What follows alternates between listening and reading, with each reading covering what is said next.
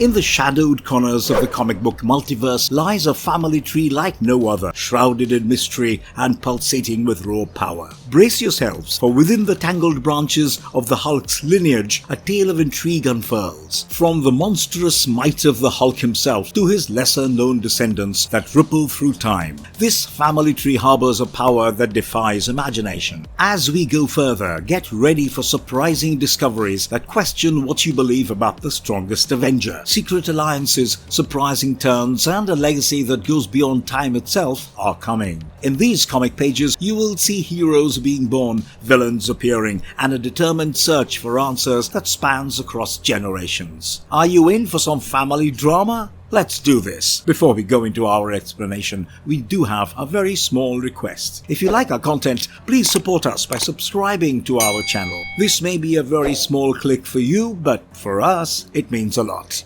Thank you. Let's begin. Whoa there, Bruce. Huh? What, dinosaur?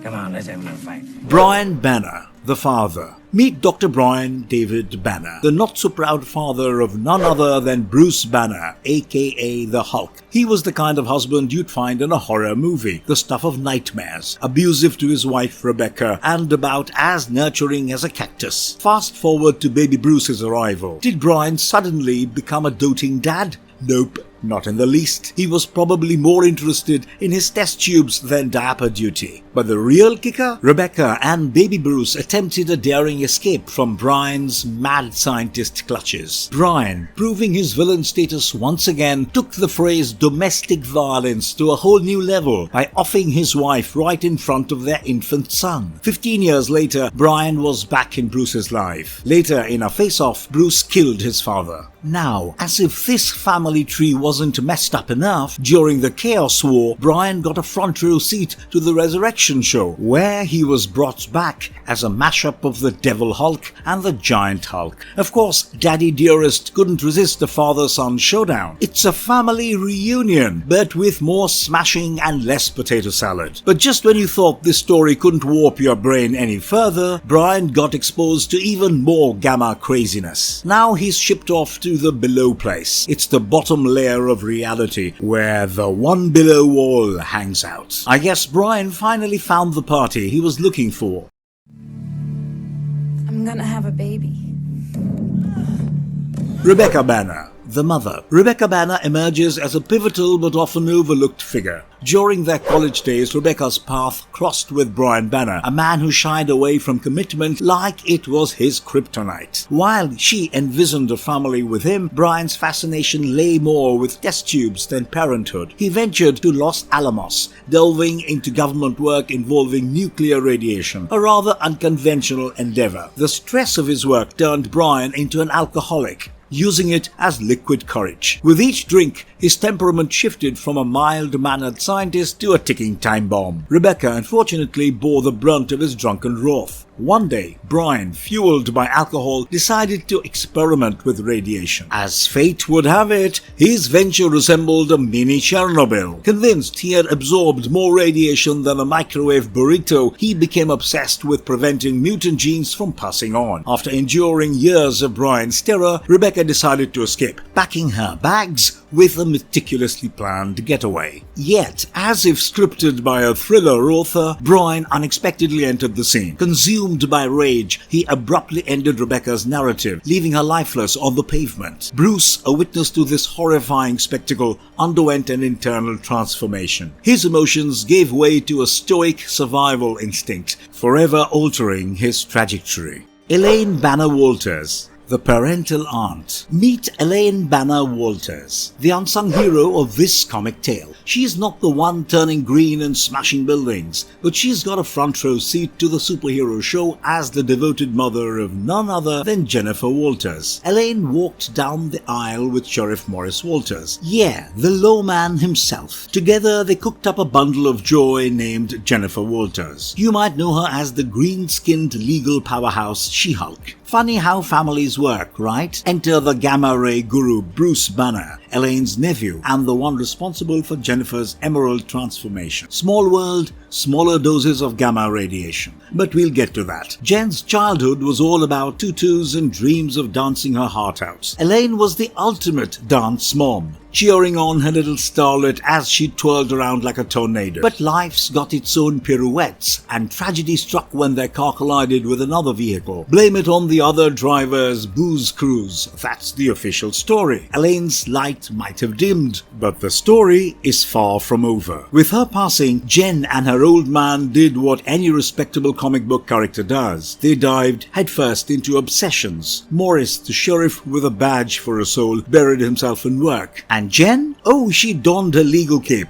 fueled by a fierce drive for justice. Morris Walters, the uncle. Sheriff Morris Walters, that's the man who wears his badge with a side of justice. And he's got a daughter who's no slouch in the hero department either. Jennifer Walters takes after her old man in more ways than one. Morris Walters, more to his pals, is all about the right and the just. Starting out as a deputy police officer in the City of Angels, he climbed the ladder until he was the big cheese, the sheriff of LA. He snagged Elaine Banner, and their combo move resulted in a little powerhouse named Jennifer, or as he lovingly calls her, Jenny. But Elaine's life veered into a collision course, literally, with some other driver. It turns out this wasn't just a fender bender. It was an assassination attempt on Sheriff Walters, orchestrated by none other than mob boss Nick Trask. Morris poured himself into his badge, trying to work out the ghosts and the grief. Meanwhile, Jen was hitting the books, determined to climb the law ladder. But Jen was all grown up, trading textbooks for courtrooms, and Sheriff Walters sensed something was off. Maybe it was the She-Hulk-sized secret she had been hiding. See, she'd been smashing things in her spare time, and Dad's in the dark. Their once close relationship hit a rocky path as secrets piled up like discarded comic book issues. Eventually, the truth spilled out, and Sheriff Walters became part of his daughter's heroic journey.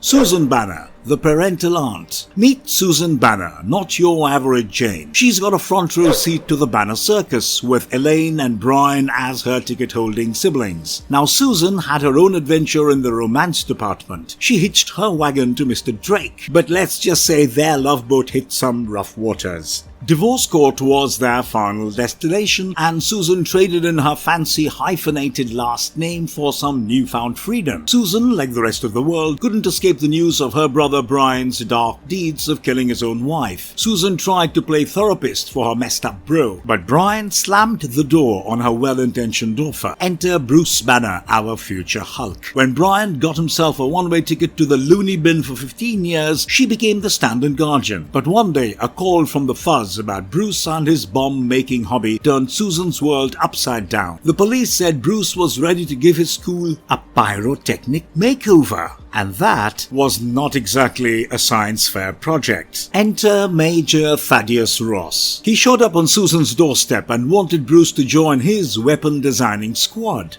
At first, Susan was not down for this power play, but hey, desperate times call for desperate measures. Fast forward, and Bruce is a brainiac nuclear physicist working with a PhD. He and Ross are teaming up to whip up a little something called the Gamma Bomb. And for Susan, well, she's dialed down her appearances on the family drama scene, disappearing into the shadows.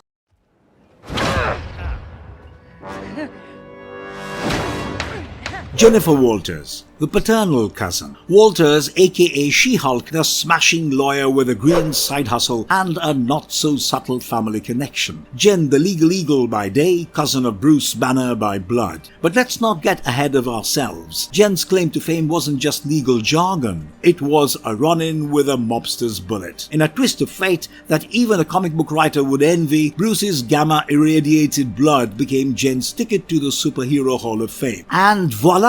We've got She-Hulk. She wasn't quite Bruce-level smash-tastic, but hey, green suits her. Unlike some folks who turn into monsters and forget their manners, Jen kept her smarts. So imagine a lawyer's mind wrapped in a super-strong, super-green package. She learned to play nice with her newfound Hulkish powers. Controlling her transformations? Check. Rocking the emerald aesthetic? Double check. Fast forward through the years and Jen's not just flipping through law books. She's putting her super strength to good use on the main streets. Justice. She's serving it up both as a lawyer and a part-time superhero. She's got a social calendar busier than a laundry day. From rubbing shoulders with the Avengers to teaming up with a Fantastic Four, Jen's got more alliances than a secret society. John Jameson Jr., Jennifer Walters' husband. Meet Colonel John Jameson, newspaper mogul J. Jonah Jameson's kid. Yeah, that Jonah. So Jameson Jr., let's call him John, got on a mission to the moon. Not for a vacation, mind you, but a secret mission. Among the moon rocks and space dust, John stumbled upon a green gemstone. And what's a space explorer to do? He slapped it on a chain and called it a pendant. And when a full moon lit up the night sky, something funky happened. The lunar vibes clashed with the pendant's bling and boom. John went from colonel to full-on wolf-human hybrid. A man-wolf with no control. Now before you think Jonah's all howling at the moon alone, he's got a lady in his life, none other than the smashing She-Hulk herself, Jennifer Walters. They're living the couple life, and hey, they even decide to take it up a notch with an elopement in Las Vegas. But just when you think the plot can't thicken more, it does. Jennifer and John hit a snag when secrets spill out. It turns out her feelings for John were manipulated by an Avenger named Starfox. A marriage built on a house of cards? Check. And further, John's plans to bring Jennifer back to her non-green self doesn't exactly win him brownie points. Jennifer ain't buying it, and after a legal tango, they are back to where they started.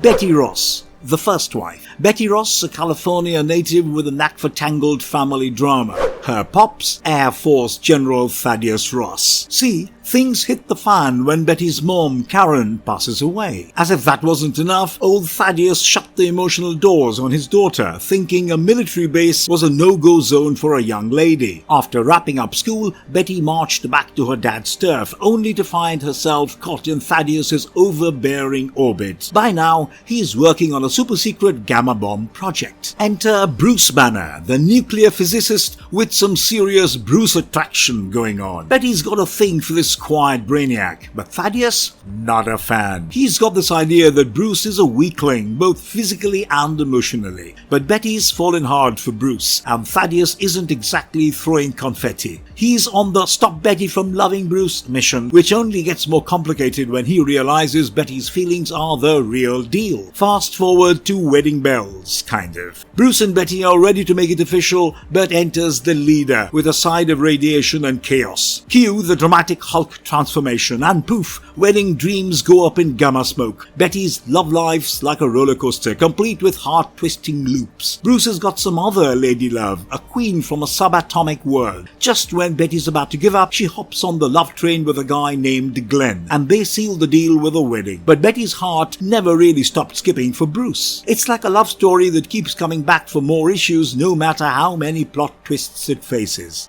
Kyra, the second wife. Kyra, a real rock star hailing from the Shadow People of Sakaar. Picture this, Kyra's born to the Shadow People crew. She's got rare old power, the kind that lets her boss around the Earth itself. The village elders spot her potential like talent scouts at a superhero tryout. They dive in, training Kyra to harness her earth-shifting mojo. Now fast forward to a teenage Kyra defending her village from a Spike's attack. She's not cowering in fear, she's throwing old power punches like a boss. Just when things are looking bleak, enter the Red King. He sweeps in to save the day, and Kyra's life takes an unexpected turn. But Kyra's not just a damsel in distress. Now she's supervising, enslaving, and doing some serious Hulk wrangling. Yep, she's got a front row seat to the Hulk's journey, from slave to rebel. But betrayals in the air, Kyra flips the secret, siding with the Green Giant and his crew against the Red King. Together, they take down the despot and put Hulk in the king's chair. Kyra drops the bomb. She's carrying the Hulk's little bundle of joy. But fate's got a cruel sense of humor. Despite all their victories, a shuttle explosion steals Kyra and her unborn child away.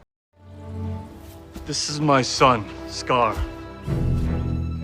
Scar, son. Sakaar the apple doesn't fall far from the Hulk tree. Sakaar's the offering of Hulk and the Kyra, the old strong. Now, when Kyra met her end, Sakaar found herself in a fiery cocoon. He emerged looking like a human boy, but don't let appearances fool you. Fast forward a bit, and Sakaar is no longer playing hide-and-seek. He is a young adult, and he's spending quality time in the swamps with old Sam, an old man and Sakaar's first mentor. But life's got a surprise up its sleeve. Sakaar's not just learning survival tips. He's got the old power on his side. And if you thought the story couldn't get wilder, enter the supposedly redeemed Red King. Yes, he was resurrected, and now the guy has cybernetic parts. Sakaar's new BFF, right? Well, not so much. Teaming up with the Red King never goes in the right direction. Just then enter Kyra Spirit. She's got advice and she's dishing it out like a life coach. She's all about fighting for the greater good, but Sakaar's not exactly channeling his inner superhero. Nope, he's got revenge on the brain, all thanks to Axeman Bone and Imperial Prime. Despite his mum's best efforts from beyond the grave, Sakaar is not giving up his rage. Nope, he's diving into battle, no holds barred. It's like a green whirlwind of fury and recklessness, with innocent bystanders caught in the crossfire.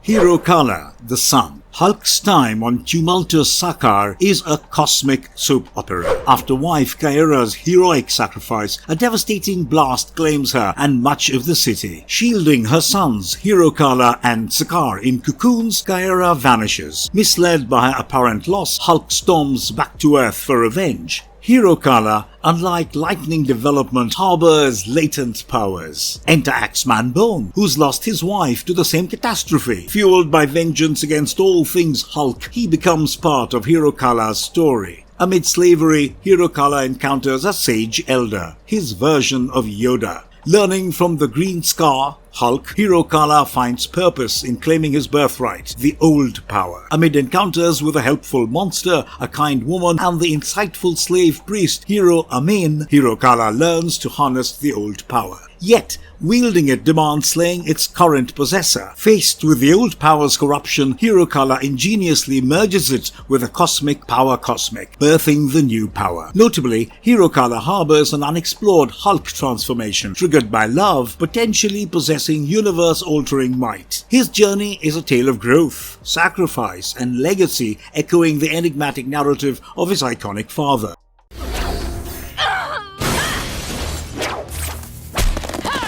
Thundra, a warrior from a future that's a battlefield with a sci-fi twist. Thundra is born in a future where the battle of the genders took a cosmic U-turn. Men and women were dunking it out in warring factions, and physical strength wasn't just a gym goal, it was an all-out arms race. Women didn't settle for second place, they cranked up their DNA to level the playing field. No stilettos or suits here, it's all about genetic upgrades. Fast forward, and you've got the United Sisterhood Republic on the throne. Enter Thundra, the ace of this power-packed deck. She's like a one-woman show, winning battles left and right. Think of her as the poster girl for the Sisterhood's hero lineup. The Elder Squad sends Thundra on a time-traveling mission. Her goal? To humiliate Earth's top dude and nab his DNA. That dude? None other than the Hulk, the Green Giant himself. But Thundra's not just collecting souvenirs, she's got a secret play in the game. In a Hulk-sized showdown, Thundra gets crafty and nabs some Hulk cheek cells. Yep, you heard that right. She's swiping samples for some genetic experiments back in her future. She heads back with her DNA stash, ready to make history. Cue the birth of Lara, Thundra's daughter. She is like a warrior cocktail, blending Hulk's might and Thundra's finesse. With a future all set, Thundra hops back to present-day Earth, leaving us with a time-traveling twist.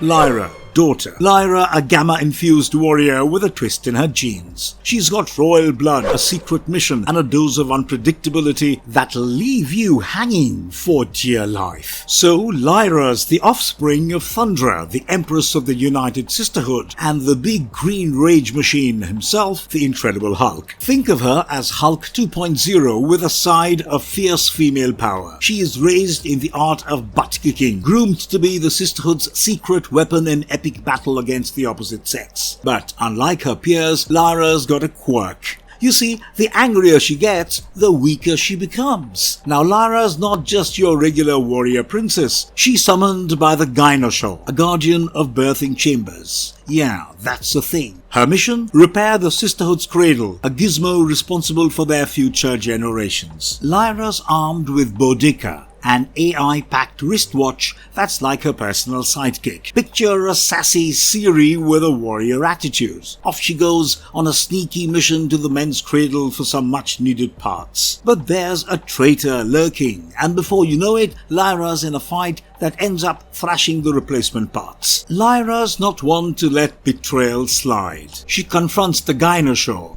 ready to give her a piece of her gamma-shaped mind. But the plot's not done with her yet. She's zapped into Earth 616, a whole new dimension, with a seemingly unexpected mission. Breed with Norman Osborn, a name that's no stranger to genetic engineering.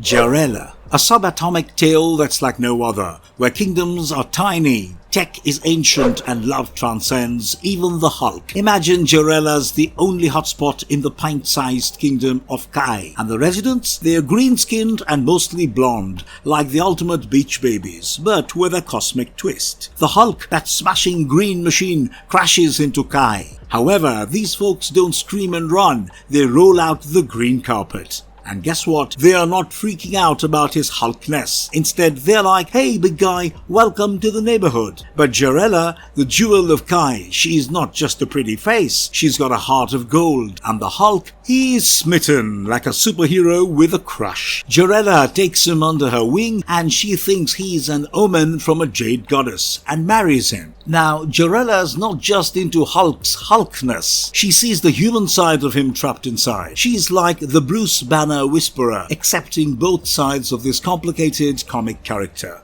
Bruce Chan, alleged son. Meet Bruce Willis Sylvester Chan, the son of Betty Six, who's got a connection to the Maestro that's more complicated than you can think. Alright, Betty Six is a dead ringer for the Maestro's late wife, also named Betty, and there is a possibility she might be linked to the Maestro himself, or even the Hulk, who took a leap into the future. Now, Betty Six's got a bun in the oven, and not just any bun, one that's got the potential to steal the throne from the Abomination. And you better believe the Abomination's not thrilled about that. He's got a grand plan to off her, and let's just say baby showers aren't his thing. But Betty Six ain't one to go down without a fight. She whisks herself and her unborn kiddo through time using a fancy platform, and they end up in the underground tunnels of New York. But guess who's protecting them? The Abomination of the past. And here's the grand entrance, Bruce Willis Sylvester Chan, born in the midst of chaos. This kid's a survivor, battling assassination attempts left and right, even from the Maestro's cousin, Shulk. Betty Six ties the knot with one of her fellow time-traveling refugees, Librito, to give her kid a proper dad. Monica Rapaccini, an affair. Monica's a rising star in biochemistry, rocking it at the University of Padua. But she's got her sights set on the charming Dr. Bruce Banner. Yet, the physicist with a green secret. She tracks him down in New Mexico, and their connection sparks faster than gamma radiation. But Monica's not just into romantic chemistry. She's all about stealing scientific secrets. She uses her relationship with Banner to swipe his brainwaves. And what is she planning to do with all that stolen knowledge? Bag the Nobel Prize for her groundbreaking antitoxin work. She flips the script, goes disillusioned with Western ways, and decides healing is out, killing is in. And guess who's on her hit list? A bunch of implanted children, including her own daughter, Carmen Black, who goes by Scorpion in the villain game. Monica's got some serious cred. She is the scientific supreme, which is like being the boss of supervillain science. And let's be clear, that's no small feat. She's a genius in everything from physics and chemistry to biology and robotics. If it's got the word science in it, she's your gal. Carmen Black, the alleged daughter. Carmilla, a genetically juiced human cooked up by the mad scientists over at Advanced Idea Mechanics, AIM. Imagine this, AIM's top dog Monica Rapaccini plays mad scientist matchmaker, whipping up Carmilla like a genetically engineered gourmet dish. But Monica considers Carmilla a daughter. Now, Carmilla grows up with adopted parents, no clue about the AIM connection. Fast forward to teenage turmoil. Carmilla's living a normal life, or so she thinks, until her sweet 16 turns into a not-so-sweet surprise party. Her powers decide to crash the bash, and let's just say things get messy. Her arm mutates into a stinger, which is less friendly than it sounds. Toxic dose, boyfriend down. It's like the worst homecoming dance ever. Carmilla ditches normal life and hops onto the superhero mercenary train. Now, let's talk superpower upgrades. AIM tinkers with Carmilla's genes before she's even born. That's right, prenatal superhero engineering. And she's the toxic Terminator, immune to everything from toxins to nukes. She's basically the invincible badass of AIM's lab experiment dreams. In alternate universe. In this reality, Banner's gone from smashing villains to ruling over California, aka Hulkland. Yep, he took down his old nemesis, the Abomination, renamed the place, and plopped himself on the throne. But he's not flying solo. She-Hulk's right there beside him, and they've got a lineage that's longer than a comic book crossover event. Meet the Hulk Gang, a crew of 30 or 40 hulking beasts led by the big man himself, Pappy Banner. These aren't your average family members. They're a powerhouse of green muscle and attitude. And guess what? It's not just Bruce and Jennifer's kids in the mix. First up, we've got David Banner, Bruce's son, who managed to keep the Hulk at bay and start a life that's more normal, human than Green Rage Machine. Then there's little Hulky, the son of Hulk and She-Hulk. Trust me, it's not easy having a Hulk for a dad and a She-Hulk for a mom. Then comes Bruce Banner Jr., the Hulk Gang's newest addition and Pappy Banner's favorite. And guess what? He's not just a chip off the old Gamma block, he's got heroism in his veins. There's also Clinton Barton Jr., the offspring of two Avengers, Hawkeye and She-Hulk. He is like superhero genetics on steroids. And then there's Jessica Wingfoot, daughter of Wyatt Wingfoot and She-Hulk. She's got a tragic backstory that'll tug at your comic-loving heartstrings. Up next, Jen the Gamazon, a clone of She-Hulk, joins the cosmic craziness in the 22nd century as a cosmic avenger. And finally, let's talk Hulk Gang MVPs. These ain't your typical family picnic. It's a gang of hulking hillbillies, all descendants of Banner and She-Hulk. They are here to collect rent with a side of smash. Otis, Charlie, Miss Bobby Joe Banner, and a whole bunch more are on the lineup.